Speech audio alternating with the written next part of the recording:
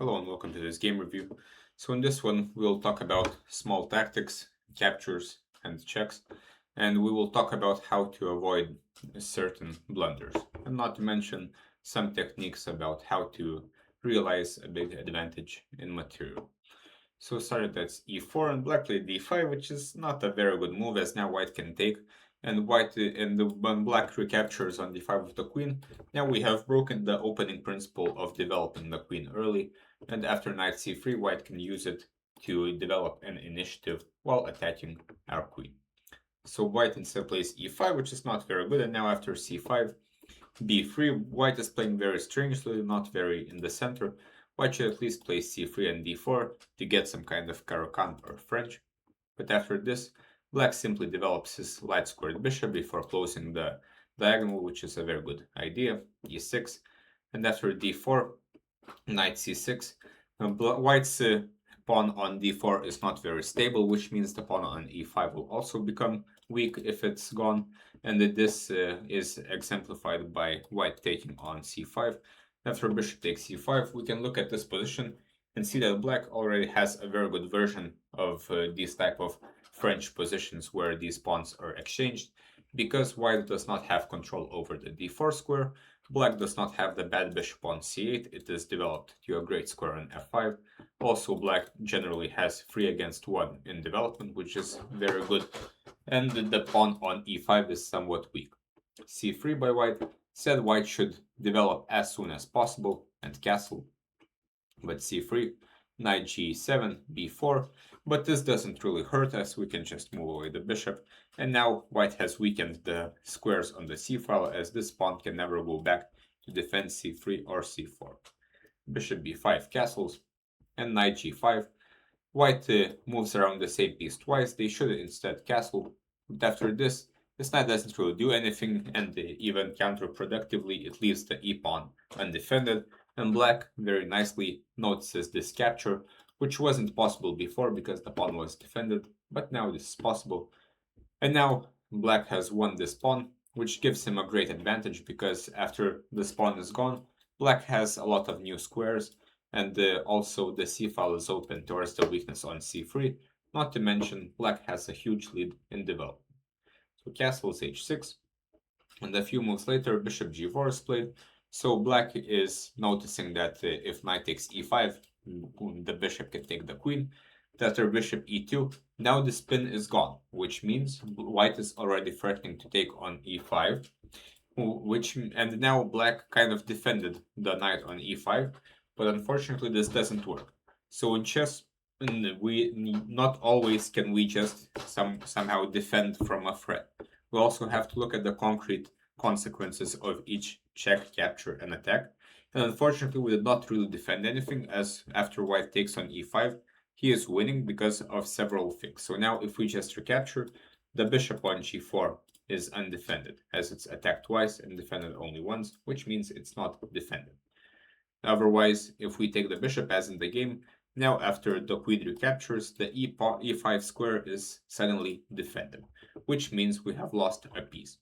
So before playing knight g6, with the idea to defend the knight on e5, we should calculate what happens if he takes it anyway. Are we sure that we have defended the knight? Just because the knight is defending the square doesn't mean we are safe. Instead, generally, if we have more material, in this case a pawn, we should simplify things as much as possible, which means to exchange as many pieces as possible because our pawn advantage will only be significant in an endgame when we have to create a passed pawn and the queen. Currently, the pawn doesn't really matter, so we should exchange pieces as much as possible. For example, now we have exchanged a lot of minor pieces, and now we can develop the rest of the pieces. The knight and the rook and the queen are not very well placed. This one as well. So rook c8 is easy. The knight can go to f5. The queen can come out f6 maybe, or d6. Doesn't really matter as long as we develop it. And white has a lot of issues with development and the weak pawn on c3. But after this, now white is winning due to his piece advantage. We shouldn't probably allow white to ruin our structure like this. We should probably take and then finish development maybe. But okay. Here, white gets a winning advantage. They also managed to finish development. And here bishop f4 is played, and this kind of threatens to exchange pieces and take the a5 square, and black moves the queen, which is a very natural thing to do. But as a general rule, when we are down material, or in other words, when we feel that we are going to lose in the long term, for example here, if both sides play normally, we will lose, right? Because we have less pieces. We should look for what is called dynamics, or in other words, try to instill some kind of chaos into the position. And here, black can use all of his developed pieces by taking this rook, sacrificing more material, and then taking here. And now we are down 3 points of material. We have 2 pawns for the rook, but we are threatening this knight, and the white cannot move the knight because of checkmate on h2. So if he defends, we can give this check, and then take. And now the material is more or less equal, and we're also attacking on the king side. Have some very big threats with our 3 pieces. So this would have been quite a good idea. Instead now, white manages to stabilize his advantage with f4 and this strong knight here, but black fights on very well. g5 tries to destabilize the knight, attacks the f4 square, and white plays here, and then the knight goes back. But this simply gives up the pawn on f4 and opens up the opponent's king. And here black played g5, which isn't really necessary, as g5 attacks the pawn on f4, but we could just take the pawn instead. And at the end of all this, white will still have a piece, but we do have very active pieces, and his king is quite weak. We might take a third pawn, after which the material will not be that bad anymore. But g5, queen, g4, instead white should finish development and he will be winning. But after this, black could now take a third pawn, which would also activate the queen, attack the pawn on b4, also threaten some checks. Maybe the knight on e5 will be less stable. So now black is not that bad. But queen g7 is a very passive move, and this is again a similar situation. We are down a piece, so with natural play we will lose in the long run, so we have to change something about the position. And usually this is about checks, captures, and attacks. Queen g7 allows rook a1, and white has finished development. Now we are exchanging queens, which is also not a good sign for us. We could have maybe played rook takes f4, but okay. King g7, king h1. Now f3, rook e3, so black is trying to fight on with his passed pawn, but after all white has more pieces. And here again, rook g5 is played, but generally when we are down material, we should avoid piece exchanges, so maybe king h7 to keep the more pieces on the board, attacking the knight. After knight d3, maybe e5, maybe push the pawn more, and black has some kind of chances. After rook g5, this helps white, because now, for example, the king can come out, he can take the f2 pawn more easily.